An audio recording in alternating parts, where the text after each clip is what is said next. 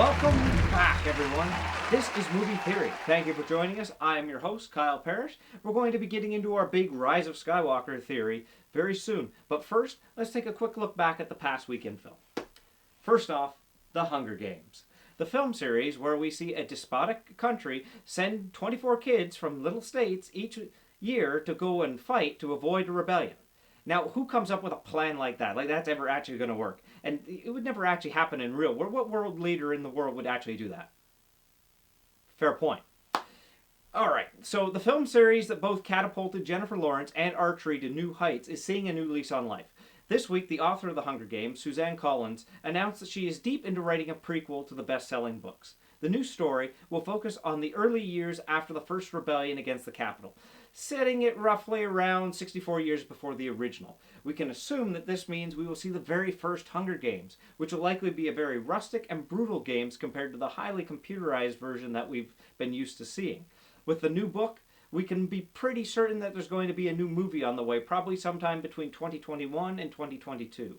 But with sequels and spin-offs crashing like crazy right now, is a Hunger Games prequel movie really a smart choice or a misfire by the major studio? How many people actually want this?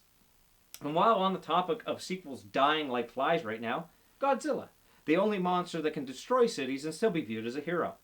After a dismal performance at the box office by the new Godzilla King of Monsters, Warner Brothers has decided to push off the next film in the Monsterverse.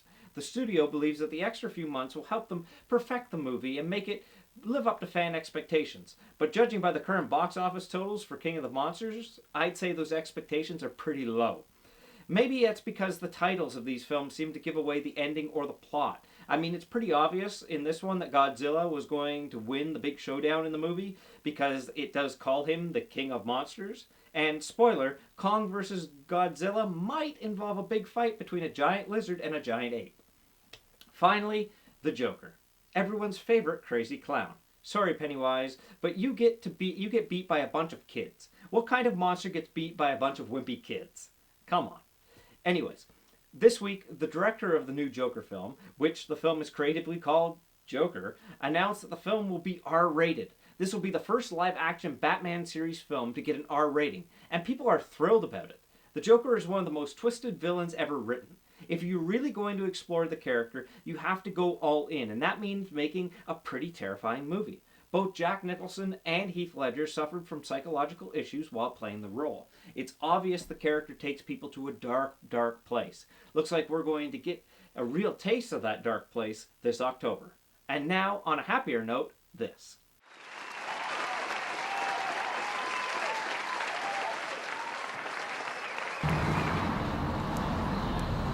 This is the last horseman. Who is this?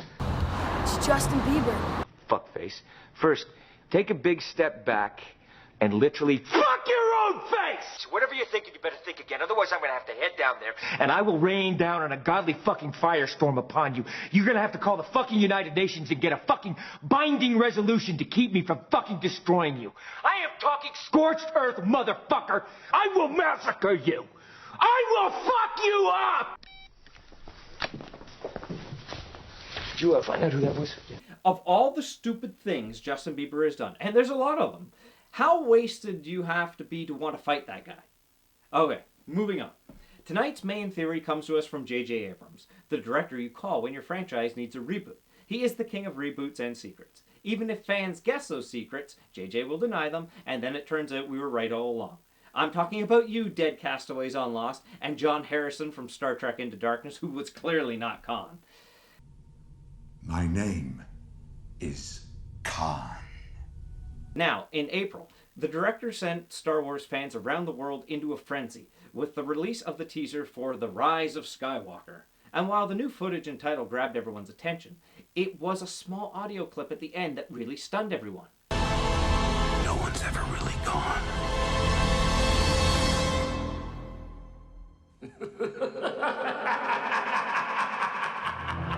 Yes, that's the laugh of the Emperor of the Galaxy himself, Palpatine. Duh, Sidious. Since then, the rumors have been swirling about how the Emperor survived his fall in Return of the Jedi, and I think I have the answer. He didn't. Well, he did, but he didn't. And that's what we're going to examine. how Palpatine is back in Episode 9, and also why his return was always a certainty. First off, Episode 9 is the final chapter in the Skywalker saga. It easily has the hardest job of any of the films. It has to give a satisfying ending to the sequel trilogy, restore fans' faith since The Last Jedi, and somehow tie the whole 9-film story together.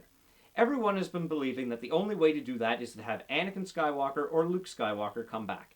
It is the Skywalker saga, after all. It should have a Skywalker central to its final. But I don't think that's the case. This story has followed the Skywalker family. There's no doubt about that. But who has been the driving force behind the plot the whole way? The cunning Dark Lord himself. If you look at the story from Episode 1 to 6, the plot primarily revolves around Palpatine making calculated moves to take over the Republic, turn it into the Galactic Order, and then secure his legacy by destroying the rebels and having a worthy apprentice. While Anakin was critical to his plans, Anakin and Darth Vader were basically just pawns that Palpatine used to further his plans. If Anakin didn't exist, he would have simply used someone else to do his bidding, be it Count Dooku or Darth Maul. If you look at the relationship between Anakin and the Emperor, it changes greatly after he was wounded and becomes Darth Vader. You'll see that Palpatine was so disappointed in his apprentice and would happily cast Vader aside for a more powerful pawn. Vader was replaceable in the main plan by Palpatine. That means Anakin Skywalker was also replaceable. He wasn't central. He was just a pawn to the plot. Speaking of chess metaphors here, the Emperor was a wise practitioner of the game. In the novel Empire's End, which is canon, Palpatine explains to his close general, Gallius Rex, his philosophy on the game. He explained that the king is the most important piece. Once the king is taken, the game is over, no matter how many pieces are left in play. He used this as a metaphor for the Empire. If the Imperials could not protect their king, him, then they had failed. And as we know, Sith Lords do not take failure lightly. To this end, Palpatine put in place a contingency plan in case the Empire failed him.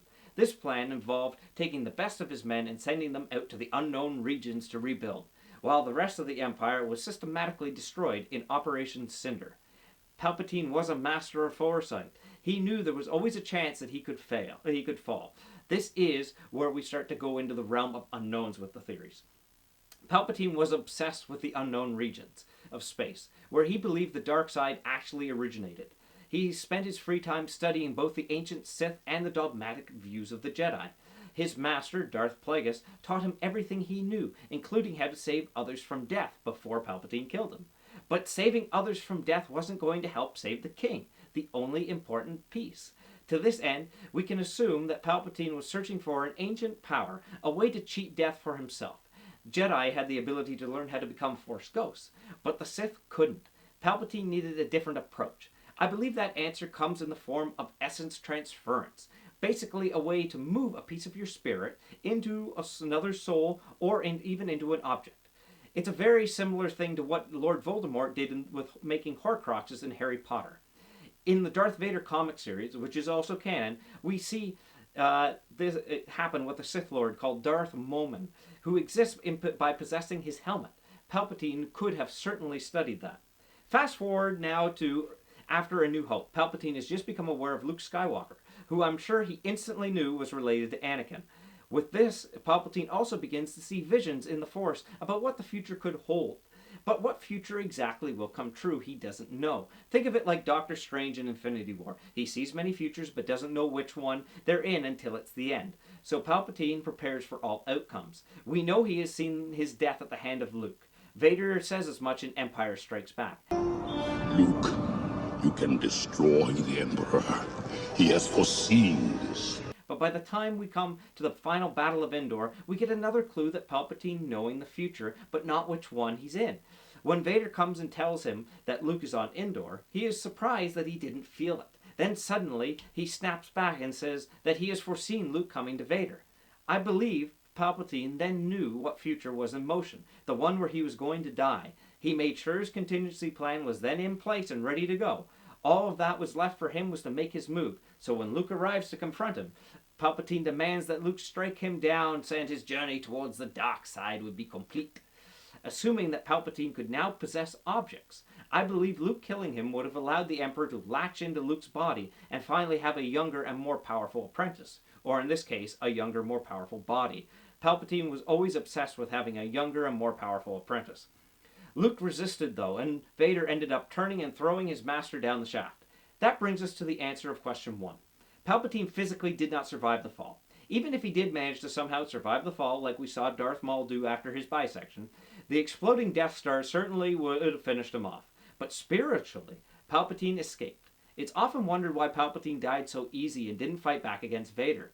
I think that's because he knew what was about to happen. He knew his time in this form was up, so he took these few moments to possess Vader's suit, especially the mask. Why Vader? Well, because he knew Luke's love for his father wouldn't allow him to leave him behind on the Death Star, and so Palpatine was able to escape. This is how Palpatine survived, though I do believe that he possessed more than one object. One such object, I believe, is a black crystal ring we see Supreme Leader Snoke wearing in The Last Jedi. The ring was made from the Dwarty, and Palpatine was known for having a collection of these relics. It was sent off with the Emperor's chosen survivors into the unknown regions, where it was eventually given to Snoke. Through the ring, Palpatine was able to influence Snoke's actions and build the First Order. It is mentioned in the book for The Last Jedi that Snoke never actually wanted to lead the First Order in the beginning, but slowly he had a change of heart, possibly because of Palpatine's influence. As for Darth Vader's mask, that ended up with Ben Solo, a young and powerful member of the Skywalker bloodline. We know Kylo Ren says that the helmet has spoke to him before, showing him the power of the dark side. But Anakin was redeemed and became a Force ghost. He's not in the mask. Why would he show Kylo the dark side? Someone did, and I believe that was Palpatine, slowly turning another to the dark side. So that brings us to the second question. Why is Palpatine back? Is this a Hail Mary by JJ to try and bring angry fans back? No. This was the whole plan from the beginning.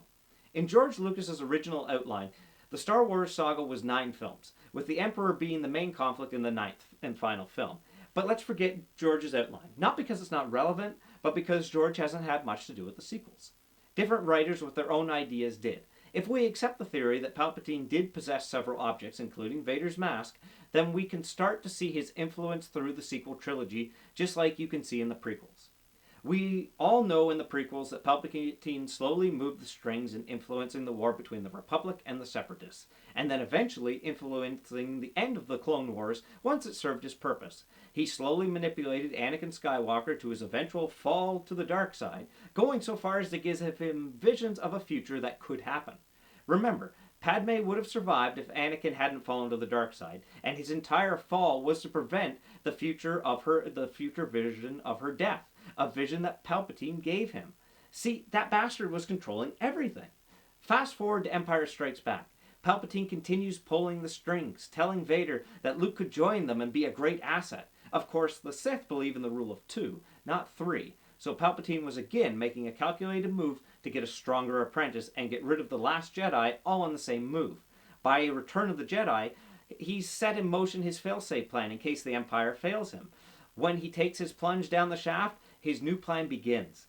Palpatine makes sure that only the best and loyal members of the Empire survive. In the unknown regions, these survivors will begin building the First Order, a more aggressive and brutal form of the Empire, building on the Empire's strengths and removing the weaknesses. In effect, a younger and more powerful pawn, as was per Palpatine's design. Enter Snoke, an ancient Force user that the First Order took to be their leader. With the ring on his finger, Palpatine's voice could influence Snoke in the finishing touches of building the First Order, and the seduction of a new, young and powerful apprentice, Ben Solo. Between Palpatine directly teasing Ben with the power of the darkness through Vader's mask, and Snoke's teachings, who was also under the Emperor's control, Ben became Kylo Ren. The race to kill Luke Skywalker and the fear he caused Snoke also points to Palpatine's presence. After all, Luke was the one that turned Vader back to the good and resisted his power. He was the one person that Palpatine couldn't manipulate. He had to die before it was too late. Also, Snoke had an obsession with having a new Vader. Never before do we see Sith try and emulate a past fallen Sith. They try to one-up them and become more powerful, leave a more powerful legacy, as it were. So why would Snoke care about making another Vader? Unless, of course, he didn't care about his legacy, because it was actually Palpatine's. So in summary, we have learned that the evidence to support Palpatine's spirit surviving is strong. Not his body, but his spirit by possessing objects such as Vader's mask. We also know that Palpatine likely was aware of his impending downfall in Return of the Jedi and was ready. By looking back at Palpatine's past manipulations, his contingency plan, and the actions of the First Order, we can see very similar subtle moves, just like Palpatine was known for. By influencing Kylo Ren and Snoke through Vader's mask and ring, Palpatine built up the First Order and is primed for his next move. What is that next move, though? Well, that's a different theory for a different time. And before I sign off tonight, I want to point out one last thing that will be talked about in a different theory. Palpatine always seems to be after a younger and more powerful apprentice, be it Anakin or Luke. Snoke had Kylo, and then when Rey appears, he had the very same central interest, another trait shared with Palpatine. But what is the obsession with the younger and stronger? What was Palpatine after? Wasn't younger and stronger a threat to him? Leave me your ideas in the comment below. I'll tackle that theory at another time. Thank you all so much for joining us tonight. I hope you enjoyed the theory and the episode. Be sure to give us a like and subscribe. If you want to see more movie theories, spread the note out to your friends. Let everyone know what we're all about here, and we're going to have a good time going into the future. Next week's theory is going to be a really exciting one, where we're going to tackle what villain of a movie franchise is actually the best one. Is it Thanos? Is it Palpatine? Is it Lord Voldemort? Who could it be? We'll break that down next week, along with some more movie news. Thank you all for joining, and have a great week. We'll see you next time on Movie Theory.